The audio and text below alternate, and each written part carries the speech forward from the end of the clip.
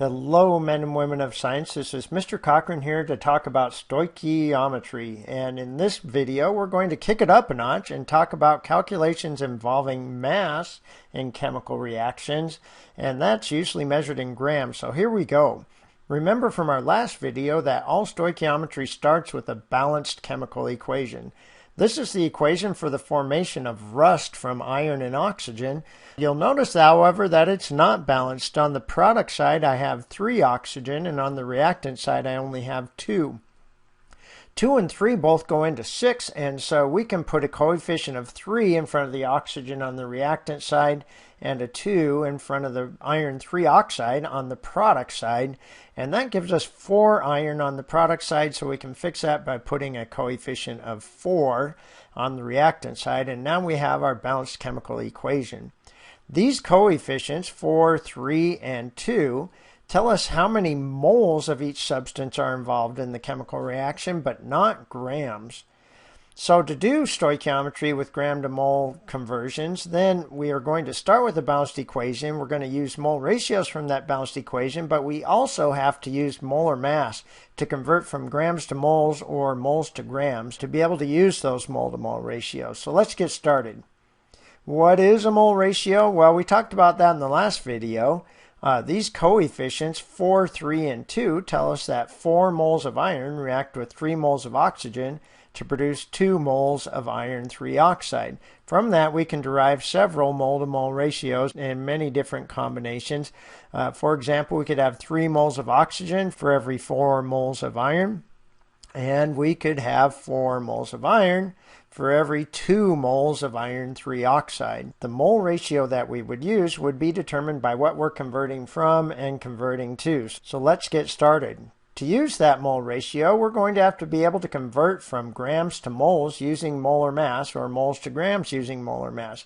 Molar mass is the mass of 1 mole of a substance.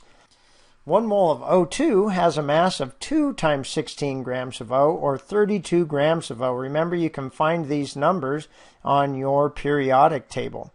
The molar mass of something is the atomic mass in grams. So that gives us a couple of conversion factors: 1 mole of oxygen for every 32 grams of oxygen, or 32 grams of oxygen per mole of oxygen. We would use the first ratio to convert from grams of O2 to moles of O2, and we would use the second mole ratio to convert from moles of O2 to grams of O2.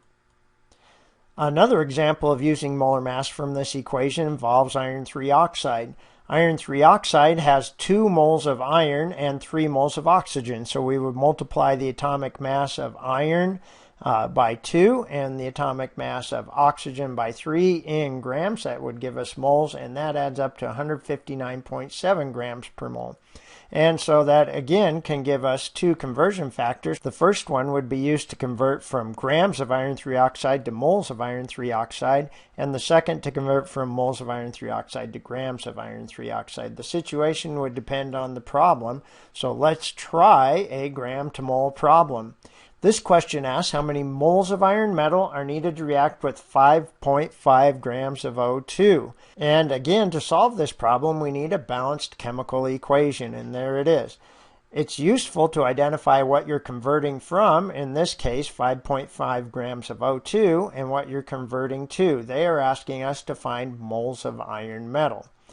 To start a stoichiometry problem, you should write down what you have to begin with. Be sure to include both the unit and the substance involved. And students, again, who have difficulty with stoich, forget to do that. So make sure you write those down as you start your problem. Now, our equation is written in terms of moles. So in order to access our mole ratio from the equation, our first job is to convert from grams of O2 to moles of O2 using the molar mass of O2. That's the grams per 1 mole of O2. And now that we have moles of oxygen, we can use our mole to mole ratio from the equation. In the equation, there are 3 moles of oxygen for every 4 moles of iron metal. And since that's our desired unit, we can grab a calculator and do the math. Remember to multiply by any numbers on top and divide by any numbers on bottom. And if you do the math and round to 2 significant figures like our starting value, you'll find that there are 0.23 moles of iron required to react with 5.5 grams of O2. So there's our first stoichiometry problem. Now let's kick it up another notch and do a gram to gram problem. This question asks how many grams of iron metal are needed to produce 62.5 grams of iron 3 oxide. We're going to start with our balanced chemical equation again. Identify our starting value, 62.5 grams of iron 3 oxide. This time our desired value isn't moles, it's grams of iron. So let's begin. We're going to write down our starting value, what we're converting from. We've included both the unit and the substance. And since it's grams and we want to use the mole ratio from the equation, we have to use molar mass to convert from grams to moles.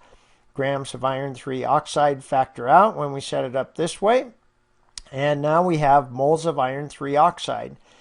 We can now use the mole-to-mole ratio of iron to iron 3 oxide, and you'll see in the equation, for every 2 moles of iron 3 oxide, we have 4 moles of iron. And the reason we chose moles of iron here is we're trying to get to grams of iron.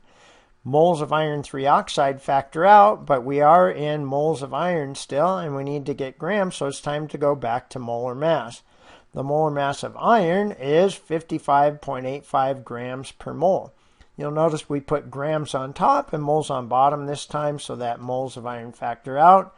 And we're left with grams of iron, which is our desired unit. And we can grab our calculator and we can start crunching some numbers. Multiplying by numbers on top, dividing by numbers on bottom, gives us a mass of 43.7 grams of iron. That's rounded to 3 significant figures because our starting value has 3 significant figures also. So to solve a stoichiometry problem with grams, you're going to start with the balanced chemical equation. You're going to write down our initial value that we're converting from with the unit and the substance.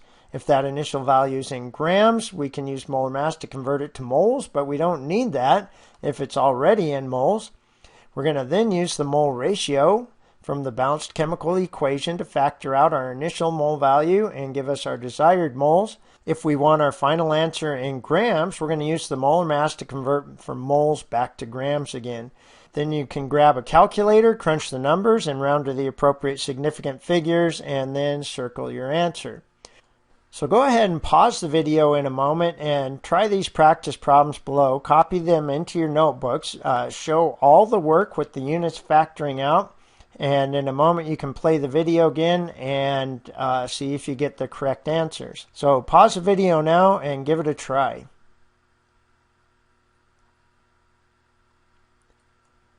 So here's the answers to the questions that you just worked on, rounded to the correct significant figures.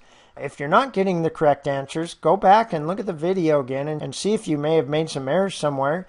If you're still having difficulty, bring your work in to share with your teacher and we'll see if we can't fix the problem for you. Thanks for watching this video. I hope it helped. This is Mr. Cochran signing off.